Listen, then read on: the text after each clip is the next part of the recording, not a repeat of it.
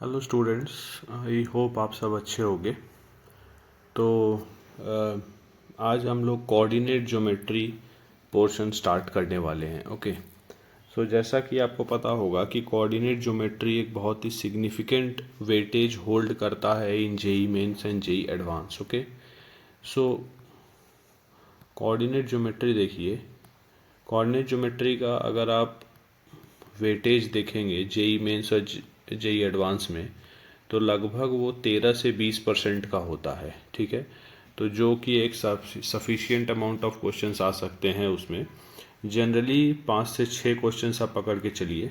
ठीक है, तो जो कि अराउंड ट्रांसलेट करेगा आपका 20 से 25 मार्क्स के आसपास।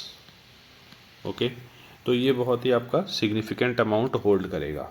ओके, तो कोऑर्डिनेट ज्योमेट्री में जैसे हमारे चैप्टर्स आ जाएंगे straight line, circle, ellipse, parabola, hyperbola, 3D। ठीक है, तो इसके सीरीज़ मैं आज स्टार्ट करने जा रहा हूँ। ओके, तो इसमें जो सबसे फर्स्ट चैप्टर जो हम स्टार्ट करेंगे वो है स्ट्रेट लाइंस। ओके, तो स्ट्रेट लाइन चैप्टर में मैं आपको बेसिक से लेके एडवांस लेवल तक के सारे क्वेश्चंस, सारे कंसेप्ट आपको मैं डिलीवर करूँगा। ठीक है, अगर आप ये लेक्चर्स, अगर आप ईमानदारी से अगर आप नोट्स बना के फॉलो करते हैं तो सारे क्वेश्चंस, चाहे मेंस के हो चाहे एडवांस लेवल के हो, आपके सारे क्वेश्चंस बन जाएंगे। ठीक है, तो चलिए हम लोग स्टार्ट करते हैं। ठीक है, तो देखिए इसमें स्ट्रेट लाइन में सबसे पहले चीज़ जो हमें पढ़नी है वो है area of triangle.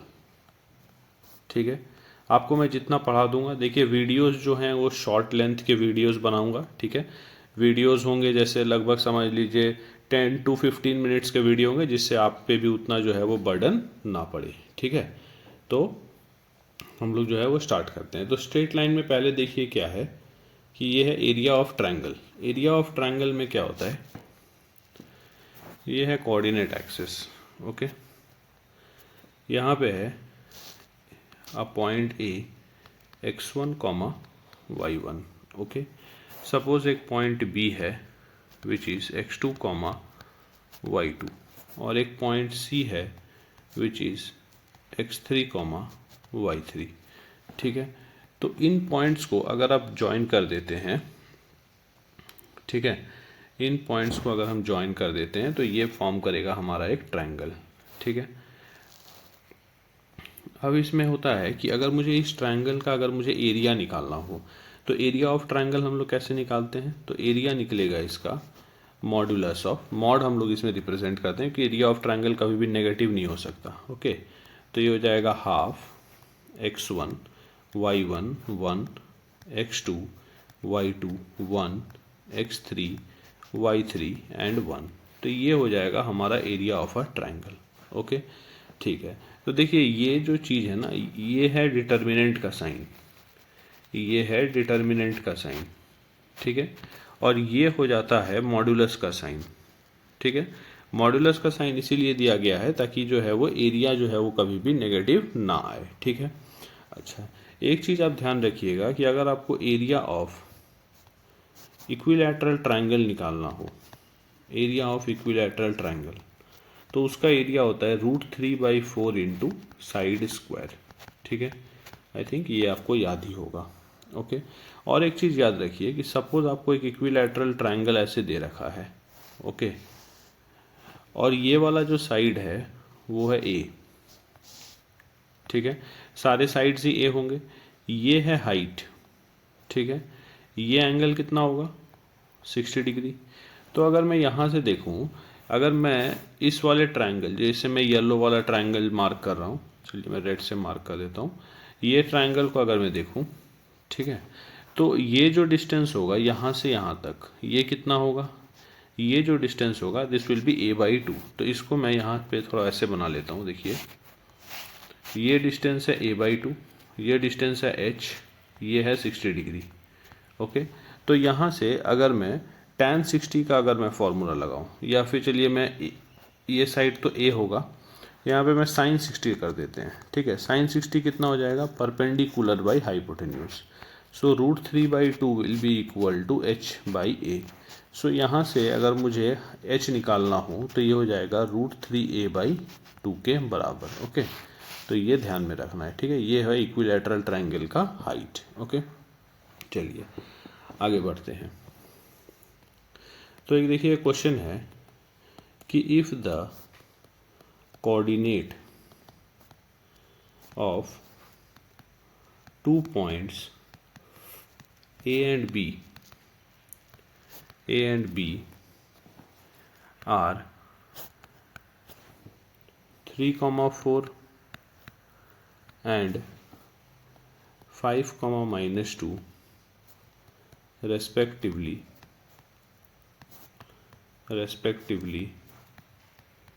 find the coordinates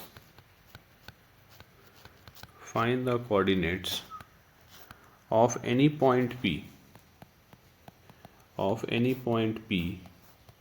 if PA equal to PB and area of triangle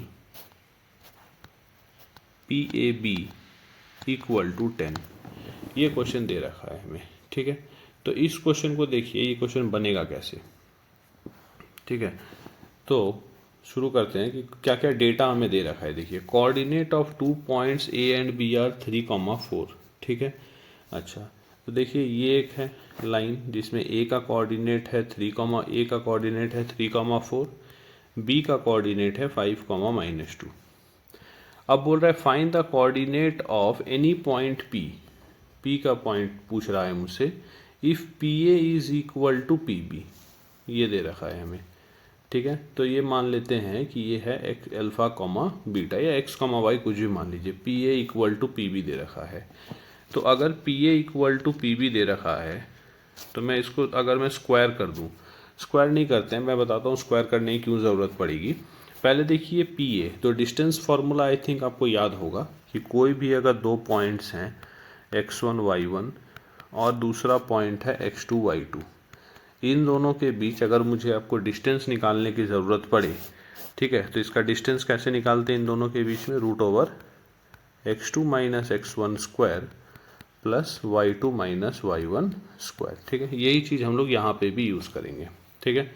तो यहाँ पे PA का डिस्टेंस कितना हो जाएगा, सपोज ये मान लीजिए आप x1 y1 है, ये मान लीजिए x2 y2 है, तो PA हो जाएगा root over of 3 minus alpha square plus 4 minus beta square is equal to PB कितना हो जाएगा, root over of 5 minus alpha square plus -2 minus beta square, ठीक है।